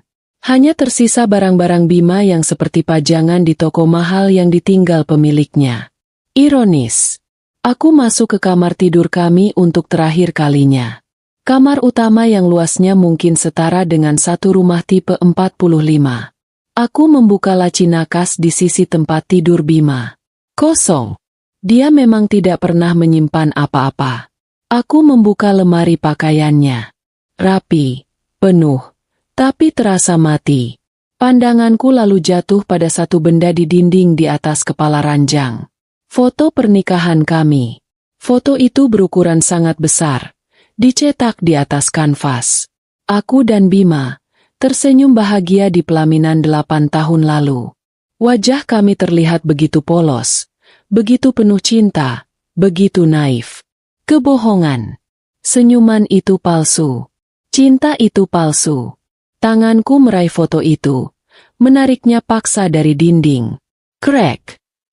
Pakunya terlepas. Bingkai kayu jatinya yang berat hampir membuatku terjatuh. Berat sekali. Seberat bebanku selama ini. Aku meletakkannya di atas kasur yang sudah telanjang tanpa spray. Aku menatap wajah Bima di foto itu. Wajah pria yang kucintai setengah mati. Wajah pria yang juga menghancurkanku sampai tidak bersisa. Aku tidak tahu dari mana kekuatan itu datang. Mungkin dari amarah yang sudah mengkristal. Tanganku terkepal. Dengan sekuat tenaga, aku merobek kanvas tebal itu. Tepat di tengah-tengah wajah kami berdua. Kererek. Bunyinya kasar. Memekakan telinga di ruangan yang senyap dan kosong itu.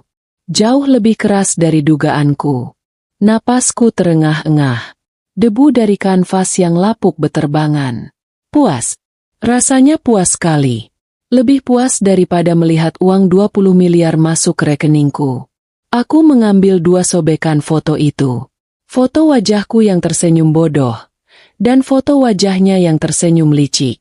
Aku meletakkannya begitu saja di atas lantai marmer yang dingin, tepat di depan pintu kamar. Biar itu menjadi hal pertama yang dia lihat nanti. Biar itu yang menyambutnya pulang. Sudah semua, Bu. Lapor Mbok Inah dari ambang pintu. Suaranya pelan. Dia pasti mendengar suara robekan tadi, tapi dia pura-pura tidak tahu. Wajahnya menunjukkan kesedihan, tapi juga kelegaan. Sudah. Embok, jawabku. Suaraku akhirnya bergetar sedikit. Ayo kita pergi. Aku sudah menyewa sebuah apartemen mewah di pusat kota. Apartemen dengan sistem keamanan 3 lapis yang tidak bisa dimasuki Bima begitu saja. Mbok Inah dan Ratmi akan ikut denganku. Mereka lebih memilih ikut aku daripada pulang kampung. Pak Udin dan Yanto, dengan pesangon besar di tangan mereka, akan pulang ke kampung halaman mereka masing-masing. Mereka sudah berjanji akan tutup mulut. Aku berjalan keluar dari rumah itu untuk terakhir kalinya. Aku tidak menoleh ke belakang. Aku menolak untuk menoleh. Yanto menyerahkan kunci pagar yang baru, kunci yang sudah kuserahkan duplikatnya ke Pak Haryono sore tadi. Rumah ini sudah resmi bukan milikku lagi.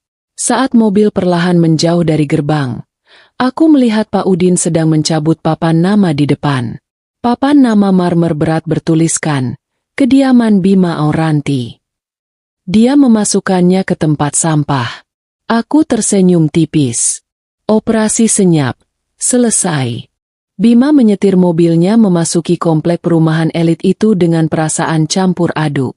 Rasa puas karena baru saja meninggalkan Riana di villa yang sunyi, bercampur dengan sedikit kegelisahan karena harus kembali berakting di hadapan Ranti. 3 hari penuh kenikmatan membuatnya lupa betapa rapuhnya kebohongan yang ia bangun. Ia adalah direktur sukses, dan ia berhak mendapatkan segalanya. Saat mobilnya berhenti di depan rumah, keraguan Bima berubah menjadi kejutan. Gerbang rumah yang tinggi dan mewah itu terbuka sedikit. Ganjel. Ia turun, mendorong gerbang itu, dan melajukan mobilnya ke jalan masuk.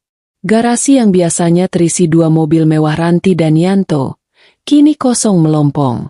Bahkan motor Pak Udin pun tidak ada. Perasaan tidak enak itu berubah menjadi rasa panik yang dingin.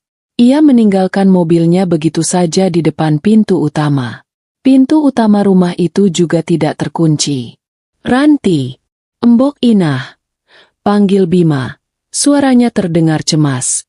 Yang menjawab hanya gaung suaranya sendiri di dalam ruangan yang gelap dan hampa. Ia meraba saklar. Ketika lampu kristal itu menyala, Bima terpaku. Ruang tamu itu kosong. Sofa beludru, meja antik, karpet tebal, lukisan mahal, semuanya lenyap. Hanya menyisakan bekas noda dan paku di dinding pucat. Napasnya tercekat. Ia berlari ke ruang tengah, lalu ke ruang makan. Kosong. Semua perabotan kecil, hiasan porselen, dan pajangan berharga sudah raib. Ini bukan perampokan. Ini terlalu rapi. Bima berlari ke belakang, ke paviliun asisten rumah tangga. Kamar-kamar mereka bersih. Bahkan kasur lipat dan kompor gas kecil mereka pun tidak ada. Mereka semua pergi. Lutut Bima mulai lemas. Dengan langkah gontai ia naik ke lantai 2, menuju kamar tidur utama. Ia membuka pintu kamar dengan harapan yang tersisa.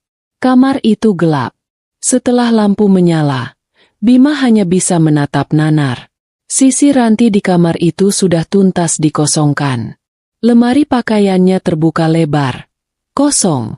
Meja riasnya bersih mengkilap. Tanpa setetes parfum pun. Tempat tidur mereka telanjang tanpa spray. Ia melihat ke sisi kamarnya. Semua jas, kemeja, dan koleksi jam tangannya masih tertata rapi. Dia pergi. Tapi dia hanya membawa miliknya. Bima roboh. Terduduk di lantai marmer yang dingin. Matanya menyapu lantai. Dan ia melihat dua benda yang membuat perutnya mual. Sepotong kertas tagihan listrik, dan dua sobekan kanvas. Bima merangkak, memungutnya dengan tangan gemetar. Itu adalah foto pernikahan mereka. Sobek tepat di tengah, memisahkan wajah mereka. Simbol terakhir dari pernikahan mereka. Ponselnya bergetar di saku. Nama Ranti. Bima langsung mengangkatnya dengan histeris. Menuntut jawaban atas kekacauan ini, menuduhnya gila. Suara Ranti terdengar. Tenang, datar, tanpa emosi. Ranti mengatakan bahwa ia telah mengambil semua barangnya. Barang-barang warisan orang tuanya. Ranti menyebut nama Sari. Menyebut foto Facebook Ibu Ratih. Kebohongan Bima, yang selama ini ia jaga rapat, kini terbongkar total. Bima mencoba merangkai kata, memohon maaf, berjanji akan meninggalkan Riana. Ranti memotongnya. Nadanya kini setajam pisau. Ia mengatakan Bima tidak perlu kembali. Lalu, Ranti mengucapkan kalimat terakhir yang menghancurkan semua harapan Bima. Rumah 20 miliar itu sudah dijual. Leku. Uang tunainya sudah di rekening Ranti. Bima menjerit. Jeritan itu berasal dari paru-paru dan tenggorokan yang dipaksa keluar. Itu adalah jeritan frustrasi, penyesalan, dan kehilangan yang luar biasa. Ia merangkak ke dinding, memukul-mukul lantai. Ia melempar ponselnya sekuat tenaga. Ponsel mahal itu pecah berkeping-keping di dinding kosong. Ia sendirian, di dalam rumah raksasa yang dingin dan hampa. Rumah yang sudah menjadi milik orang lain. Bima menjerit lagi. Kali ini lebih keras, lebih pilu. Jeritan putus asa seorang pria yang mengira ia punya segalanya. Namun dalam sekejap, ia menyadari bahwa ia baru saja kehilangan semua yang paling berharga. Telepon terputus. Bunyi bip yang menandakan sambungan terputus terasa seperti palu godam terakhir yang menghancurkan semua realitas Bima. Ponselnya yang ia lempar ke dinding kini tergeletak hancur berkeping-keping. Layar retak itu memantulkan cahaya lampu kristal yang menyinari kekosongan rumah. Bima hanya bisa menatap pecahan benda itu, lalu beralih ke dua sobekan kanvas foto pernikahan yang masih ia genggam erat. Dijual. Kata itu. Hanya dua suku kata, tetapi mengandung kehancuran total bagi hidupnya. Nggak mungkin, bisiknya. Suaranya parau dan kering. Ia mencoba berdiri. Namun lututnya lemas. Ia merangkak, menggunakan kekuatan tersisa di lengannya untuk bersandar pada lemari pakaiannya yang masih penuh. Lemari itu penuh dengan setelan jas mahal, kemeja impor, dan dasi sutra, kini terasa dingin dan mengejek. Semua ini hanya kain. Kain yang tak berarti tanpa rumah yang menaunginya. Ia teringat betapa bangganya ia saat membeli jas Armani terbarunya, membayangkan betapa gagahnya ia berjalan di rumah ini, diiringi pujian Ranti. Sekarang, kebanggaan itu hancur menjadi debu. Bima menjerit lagi, tapi kali ini jeritannya tidak lagi berupa amarah, melainkan frustrasi yang murni. Ia menarik kerah kemeja yang ia pakai, meremasnya kuat-kuat, seolah ingin merobek penyesalan yang membakar di dadanya. Ia meraih sobekan foto pernikahan itu lagi. Wajah Ranti. Wajahnya terlihat begitu muda, begitu polos, dan begitu bahagia. Dan ia menghancurkan kebahagiaan itu demi, apa? Demi Riana? Daun muda yang cerewet, manja, dan materialistis, yang sekarang sedang hamil anaknya. Semua ini demi status ayah, yang sangat didambakan ibunya, dan demi gairah sesaat yang bodoh. Bima mulai menangis. Bukan tangisan keras penuh amarah seperti tadi. Ini adalah tangisan yang menyedihkan, pilu, dan tanpa kendali. Ia menangis terseduh-seduh, seperti anak kecil yang kehilangan mainan kesayangannya. Air matanya membasahi pipi, jatuh ke lantai marmer yang dingin. Ia membayangkan bagaimana Ranti, istri yang selama ini ia remehkan, bisa melakukan ini. Ia selalu menganggap Ranti lemah, penurut, dan lugu. Ranti adalah sosok istri yang hanya tahu mengurus taman anggrek, memasak, dan berarisan. Ia lupa, Ranti Handayani adalah putri dari pengusaha sukses yang membangun kerajaan bisnisnya dari nol. Ranti adalah wanita yang cerdas, yang diam-diam menyimak setiap detail bisnis ayahnya. Ranti bukan wanita bodoh. Ranti hanya wanita yang memilih untuk percaya. Dan ketika kepercayaan itu dikhianati, Ranti tidak memilih drama air mata yang cengeng. Ranti memilih pembalasan yang cerdas dan mematikan. Ranti mencabut fondasi kemapanan Bima, yaitu rumah ini. Bima merangkak dari kamar tidur yang kosong menuju tangga. Ia turun ke bawah, merangkak di lantai marmer yang dingin. Ia tidak peduli lagi dengan citra dirinya. Ia adalah seorang direktur terhormat yang kini merangkak di lantai rumahnya sendiri. Rumah yang sebentar lagi akan menjadi milik orang lain. Ia mencapai ruang tamu. Kosong. Tempat di mana ia biasa menerima klien-klien pentingnya, memamerkan kemewahan dan kesuksesannya. Kini hanya ada Gema. Ia melihat ke dapur, tempat Ranti biasa memasak makanan kesukaannya. Kompor gas, kulkas side by side yang mahal, meja granit, semuanya lenyap. Hanya menyisakan dinding kotor dan instalasi listrik yang terbuka. Ranti, kenapa kamu lakukan ini padaku? Kenapa? Bima menjerit ke sudut ruangan. Suaranya pecah. Ia teringat panggilan telepon Ibu Ratih minggu lalu. Ibu Ratih yang mendadak manis, yang salah sebut nama, Sari.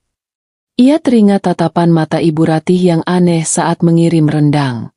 Ibunya tahu. Ibunya merestui pengkhianatan ini. Dan sekarang, ibunya sendiri yang membuat Ranti murka dan melakukan pembalasan ini. Ibu Ratih. Bima harus menghubungi ibunya. Ibunya pasti bisa membantu. Ibunya pasti akan membela putranya. Bima merangkak ke tempat ponselnya jatuh tadi. Tapi ponsel itu sudah hancur. Ia tidak punya telepon lain di rumah ini. Semua telepon rumah sudah diputus sejak Ranti beralih ke telepon seluler. Bima panik. Ia berlari ke garasi, membuka pintu mobilnya, mencari ponsel kerjanya yang lain. Neil. Ia meninggalkannya di Villa Puncak. Ia harus pergi. Ia harus keluar dari rumah hantu ini. Bima menarik napas dalam-dalam. Ia harus tenang. Ia harus bersikap sebagai direktur sukses yang bisa mengatasi masalah. Ia mencari kunci mobilnya, lalu menyalakan mobil. Mobilnya melaju kencang keluar dari komplek mewah itu, meninggalkan rumah yang gelap dan kosong. Tujuannya hanya satu, rumah Ibu Ratih. Ibunya pasti akan memberinya perlindungan, memberinya uang, dan membantunya membatalkan transaksi gila ini. Setelah menempuh perjalanan yang terasa sangat panjang, Bima tiba di kontrakan kecil ibunya. Ia memarkir mobilnya dengan kasar. "Ma, Mama, bukain, Ma!" teriak Bima sambil menggedor pintu. Ibu Ratih membuka pintu. Wajahnya terlihat kaget. "Bima, kamu kenapa? Nak, kok keringetan begini? Kamu kenapa teriak-teriak?" Bima langsung menerobos masuk. "Mama, Ranti, Ma, Ranti gila. Dia jual rumahnya." "Dijual? Ma, rumah kita." Ibu Ratih terdiam. Ekspresi wajahnya berubah dari kaget menjadi sangat pucat. "Jual? Kamu jangan bercanda, Bim. Mana mungkin." "Aku nggak bercanda, Ma. Aku baru pulang, dan rumah kita kosong melompong. Semua barang Ranti sudah nggak ada. Dia bilang sudah dijual. Dia bilang dia tahu soal Sari, Mama yang mengunggah fotonya di Facebook. Kan, Ma? Kan, Ma?" Bima mencengkeram lengan ibunya. Ibu Ratih mulai menangis. Bukan tangisan akting seperti biasanya. Ini tangisan ketakutan. "Astaga, Bima. Mama cuma mau pamer ke teman-teman Mama kalau kamu sudah punya keturunan. Mama nggak tahu kalau Ranti akan sejahat ini. Dia sudah gila." "Gila? Kita yang gila. Ma, kita yang curang. Dan sekarang kita kehilangan rumah 20 miliar itu. Mama pikir dari mana aku bisa dapat uang lagi untuk beli rumah seperti itu? Dari mana?" Bima menjerit tepat di depan wajah ibunya. Ibu Ratih terduduk di sofa bututnya. "Mama, Mama nggak tahu, Bim. Mama nggak punya uang. Uang Mama cuma cukup buat kontrakan ini dan beli makanan pangeran." "Pangeran? Mama cuma mikirin kucing itu. Aku anak Mama. Aku butuh bantuan Mama. Panggil notaris itu. Batalkan penjualannya. Mama harus bantu aku, Ma." Bima memohon sambil bersujud di kaki ibunya. Air mata bercampur ingus membasahi celana mahalnya. "Mama nggak bisa. Nak, Mama nggak tahu apa-apa soal jual beli rumah. Itu kan atas nama Ranti. Kamu minta bantuan Sari, Bim. Dia kan cinta sama kamu. Dia pasti akan bantu kamu." Ibu Ratih berusaha melepaskan diri. Mendengar nama Sari, Bima seperti tersadar. "Riana. Ya, Riana. Dia kan punya uang juga. Dia kan mencintaiku. Dia kan membawa anakku." Bima berbalik, berlari kembali ke mobilnya, dan melaju sekencang mungkin menuju villa di puncak. Pagi menjelang. Setelah perjalanan histeris semalaman, Bima tiba di villa mewah itu. Villa yang ia sewa untuk Bulan Madu, sirinya. Ia memencet bel. Riana membuka pintu. Wajahnya masih terlihat mengantuk. Tapi raut wajahnya langsung berubah dingin saat melihat Bima, yang terlihat berantakan, basah oleh keringat, dan matanya merah bengkak. "Mas Bima, ada apa? Kok kayak orang gila?" tanya Riana. Suaranya terdengar tidak ramah. "Riana, sayang, aku butuh bantuan kamu. Ranti, dia jual rumahnya. Kita nggak punya tempat tinggal. Aku butuh kamu bantu aku. Kita beli rumah baru. Ya, kamu kan janji akan selalu di sisiku." Bima memegang tangan Riana dengan erat. Riana menarik tangannya dengan kasar. "Jual rumah? Mas Bima bercanda? Rumah 20 miliar dijual?" Mas Bima kehilangan akal. "Ya, aku nggak bercanda. Riana, aku nggak punya apa-apa lagi. Aku butuh uang kamu.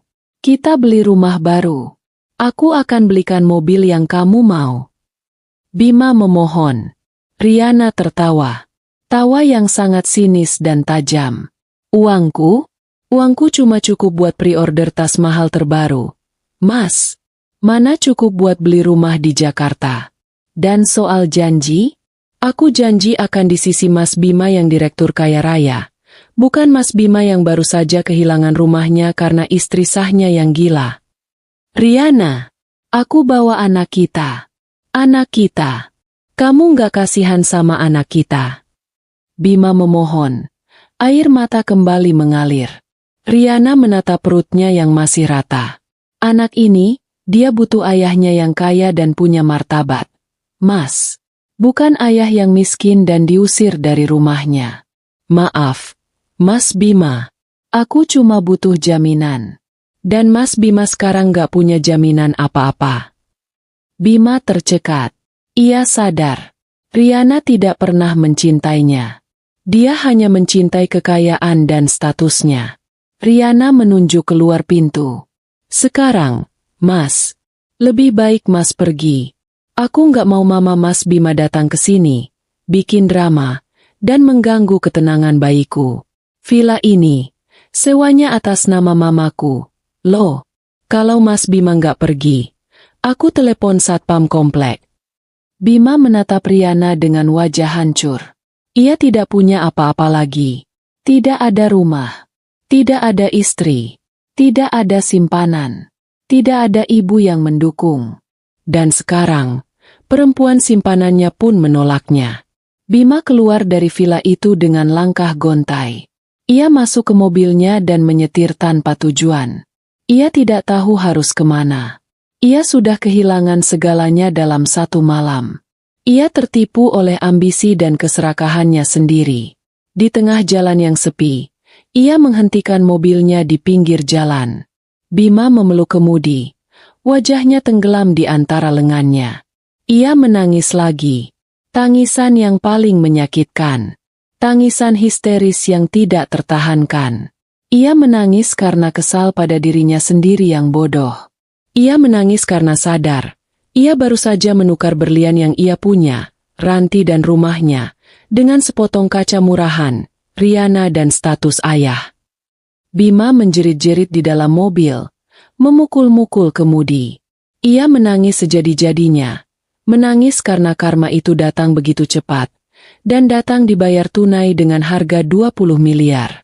Ia pulang sebagai raja dari Villa Puncak, tapi kini ia hanya seorang pria bangkrut yang menangis histeris di pinggir jalan, sendirian. Aku, Ranti, sekarang sedang duduk di balkon apartemenku. Langit Jakarta malam ini terlihat cantik. Aku menyesap wine mahal yang kudapatkan saat liburan di Italia tahun lalu. Salah satu barang yang berhasil kuselamatkan dari operasi senyap itu. Angin malam berhembus pelan, membawa ketenangan yang sudah lama tidak kurasakan. Apartemen ini sangat berbeda dari rumah 20 miliar itu. Tidak ada taman anggrek. Tidak ada kolam renang besar. Tapi apartemen ini memberiku privasi dan keamanan. Sistem keamanannya berlapis. Dan yang terpenting, Bima tidak tahu di mana aku berada. Embok Inah dan Ratmi sudah kupindahkan ke sini. Mereka bahagia dengan gaji baru yang naik 2 kali lipat. Dan pekerjaan mereka jauh lebih ringan. 2 minggu sudah berlalu sejak hari aku menjual rumah itu dan memutuskan sambungan dengan Bima. Kehidupan baruku dimulai. Uang 20 miliar di rekeningku bukanlah sekadar angka. Itu adalah kebebasan. Aku menghubungi beberapa teman lamaku di dunia desain interior. Aku membuka studio desain kecil yang eksklusif, hanya melayani klien-klien tertentu. Aku kembali bekerja, melakukan hal yang kucintai, dan hasilnya, aku kembali bahagia. Aku makan enak, tidur nyenyak. Dan yang paling penting, aku tidak perlu lagi hidup dalam kebohongan. Aku tidak mencari kabar Bima. Aku tidak menghubungi siapapun dari lingkaran pertemanannya. Aku memutuskan kontak total. Dunia Bima sudah mati bagiku. Namun, karma itu bekerja dengan caranya sendiri. Seminggu yang lalu, aku tidak sengaja bertemu dengan Tante Mira, teman arisan mamaku, di sebuah pusat perbelanjaan mewah. Tante Mira adalah tukang gosip kelas kakap, dan begitu melihatku, Matanya langsung berbinar seperti menemukan harta karun. "Ranti, ya ampun. Kamu kemana saja? Tante dengar kamu pindah? Kamu dan Bima." Tante Mira langsung menyergapku. Aku hanya tersenyum tenang. "Oh, iya, Tante. Aku lagi sibuk banget sama studio baruku. Rumahnya memang sudah dijual, Tante. Aku butuh modal besar buat usaha. Jadi ya begitulah." Alasanku itu terkesan logis dan berkelas. Tante Mira langsung mengangguk-angguk, tapi sorot matanya tetap penuh rasa ingin tahu. "Tapi, Bima bagaimana? Tante dengar dia dipecat." Aku pura-pura kaget. "Dipecat? Aduh, aku tidak tahu, Tante. Aku sudah lama tidak komunikasi. Ada apa, ya?" Tante Mira langsung menarikku ke sudut kafe terdekat. Kisah yang kudengar darinya jauh lebih memuaskan daripada wine yang kuminum. Ternyata, setelah Bima kehilangan rumah, kehidupannya langsung berantakan total. Dia panik, stres berat. Dia bolak-balik ke kantor Pak Danu, notarisku, mencoba membatalkan penjualan, tapi tentu saja gagal. Rumah itu sudah resmi milik Pak Haryono. Karena kehilangan rumah itu, Bima kehilangan segalanya. Pertama, status sosialnya jatuh. Dia tidak lagi tinggal di Pondok Indah, yang merupakan simbol kesuksesannya. Dia terpaksa menumpang di kontrakan kecil Ibu Ratih, bersama Ibu Ratih, kucing belang tiganya, si Pangeran, dan Riana. Bayangkan direktur hebat tinggal di kontrakan sempit. Kedua, karirnya hancur. Bima yang stres, depresi, dan panik karena dikejar-kejar tagihan, menjadi sangat emosional dan tidak profesional di kantor. Reputasinya sebagai direktur yang tenang dan berwibawa langsung runtuh.